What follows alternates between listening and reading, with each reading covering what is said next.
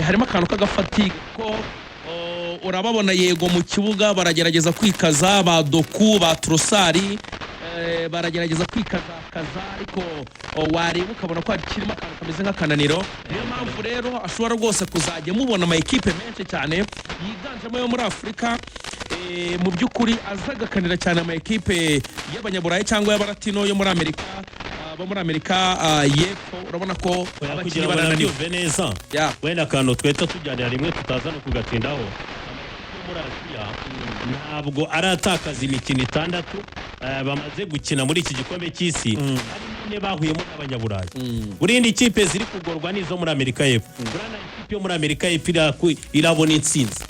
yitwa intsinzi. Urumva ama equipe yo muri Aziya ku mugani uko ivuga y'iburayi ari kugorwa. Gusa nicyo navuga n'andi makuru cyangwa sindi mibare witwa Mohamed Salah yabaye umukinnyi wa 4 utanze assist ku isabukuru ye mu gikombe cy'isi nyuma ya Luigi Di Baggio, Patrick Vieira ndetse na Ola Toivonen. Ndetse ikindi witwa Mohamed Salah uyu mukinnyi yabaye umukinnyi wa 2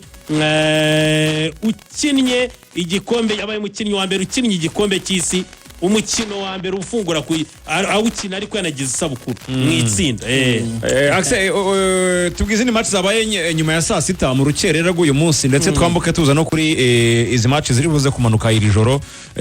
ariko tuza no kumakuru mu Rwanda tuza muri transfer. Yes, izi match rero za abaga abantu benshi cyane bo bari bamaze kujya kwiryamira. Ikipe y'igihugu ya Arabia Saudite yanganyije n'igihugu cya Uruguay igitego kimwe kuri kimwe, ndetse ikipe ya Arabia Saudite niyo yabanje igitego cya Al Amri, hanyuma umuvandimwe Araujo Maximiliano Araujo akaba ari umusore wa equipe ya Sporting Club do Portugal ni waje kwishyurira igihugu cya Uruguay. Undi mukino wabaga ikipe y'igihugu ya Irani ikinjira kuri stade bayikomere cyane, baravuga ati mwabyihebe mwebwe mukora amabombe mukora amamisire mushaka kutwicira abaturage muturasa ahantu hose, barayibuwinga bikomeye cyane. Ariko Irani birenza ingohinganye na New Zealand yahariye muri Oceania ibitego biri kuri 2, ibitego byose bya New Zealand. Abafana ariko nayo arefite abafana igitego bakahita bafata ku munwa cyane bakanatwikira amaso ati muratwica muraturasa batari ibyo ngibyo abamisire yaturasheho atariko ati natwe twihagazeho ntabwo turabona bo gusuzugura. Uyu mupeti witwa Elijah Just afite akazina keza cyane rutayizamu New Zealand, yitwa Elijah Just akaba akinira ikipe ya Motherwell niwe watsindiye New Zealand rero ibitego byose 2. Hanyuma rero umuvandimwe w'umunya-Irani witwa Ramin Rezayani, umusore w'umuhanga cyane imyaka 36 akinira ikipe yitwa Esteghlal niwe watsindiye Iran igitego cya mbere. Hanyuma rero igitego cya kabiri kiza gutsindwa n'uyu muvandimwe witwa Mohebi. Akaba rero ari uko byagenze 2-2 bagwa miswi gutyo. Gahunda rero uyu munsi bimeze gute? Abantu bareba match barazirebera hehe? Kabaye Abafaransa Senegal saa 3 z'ijoro Melt Life Stadium muri Leta New Jersey. Saa 3 z'ijoro Abafaransa na Senegal ni match ikomeye cyane mu by'ukuri, irakomezwa n'ikirakomezwa n'amateka nepo 2-2 nabivuze. Bruno Metsu wa muvandimwe wa musaza witabye Imana, hanyuma kocha Ronald akayita twara umugore we. Icyo gihe yatozaga Senegal batsinze Abafaransa muri 2002 kandi nawe wari umukino ufungura itsinda. Abafaransa rero kuko na kocha na kocha Sio yavuze ati ndashaka kuza kugendera kuri ayo mateka 2002 ndetse nkaza no gusubiramo discours Bruno Metsu yaganirije abakinnyi imbere ya match. Cyane kuko nabonye n'abakinnyi bagenda bigarukaho. Ni match komeye equipe y'igihugu y'Abafaransa mbere yuko iza muri iki gikombe cy'isi yatsinzweho n'ikipe y'igihugu ya Cote d'Ivoire. Abantu basanga bashaka no kuduta kuri equipe y'umutoza Didier Deschamps, ariko irebye yari yagiye akora impinduka zigiye zitandukanye. Ejo bundi nibwo bavugaga ko we yagiye akoresha equipe y'imyitozo ndetse n'imikino ya gicuti ari hazagendera yubaka 11 babanzamo. Gindutse n'ubundi twese turabizi yuko mwizamu ni Mike Menya, akaza kuba afite kuri 2 Jules Koundé, gatatu afite Theo Hernandez, muri axe afite n'ubundi Pamecano ndetse na William Saliba, hagati afite Aurelien Tchouameni. Gusa nabonye critique mu gihugu cy'u France na sondage zakozwe abafana bavuga yuko uwitwa Ngolo Kante yagaragaje ko agifite imbaraga nyinshi kandi yafashe cyane cyane mu buryo bwo kwihutisha umupira kubera Rabiot umupira iyo ari mu kibuga ugenda gake kandi bakavuga ati ufite abakinnyi basatira kuriya bose bihutasha no kugukorera igitego here kuri Michael Olise ukajya kuri Dembele ndetse na Doué na Kylian Mbappé rote cyangwa se Kylian Mbappé rote akaba yaca ku ruhande ukatakisha rutayizamu ukeneye umukinnyi wihutisha imipira kuryo abafaransa badatindana imipira hagati uwo mukino rero yihutisha n'ushyiramo Ngolo Kante wamutangiza game kuko arabonye kuri match bakinnye ya gishuti ya Cote d'Ivoire kubera ukuntu yihutaga match yari ifite pressing iri hejuru wabonye ko Ngolo Kante yatakaje imipira igera kuri mu buryo ubundi atarasanzwe watakaza umupira agakora agasaba umupira ariko atari bya Deviresera hari akaza kumukora umupira n'ubundi Ngolo Kante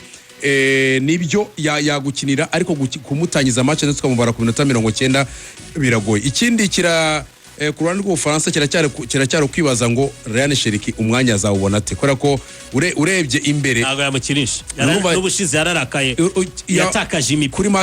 kuri match amicale so nuvuga ngo uno munsi rero harimo possibilité z'uko n'ubundi Dembele aza gukinira inyuma ya Kylian Mbappé ama we na Doué bakajya baswitchinga Doué akaza gukina nk'uri gukina 10 Dembele agasohoka Doué ikipe yagiye gufata umupira akazamo hagati Dembele akajya ku ruhande ikipe yabigiye gucezinga umupira Dembele akajya ku ruhande kuko n'umukinnyi ufite karite yo kuba yagaruka akagera n'inyuma akaza gufasha ku buryo iyo inyuma imbere ya Chouameni ndetse na Rabiot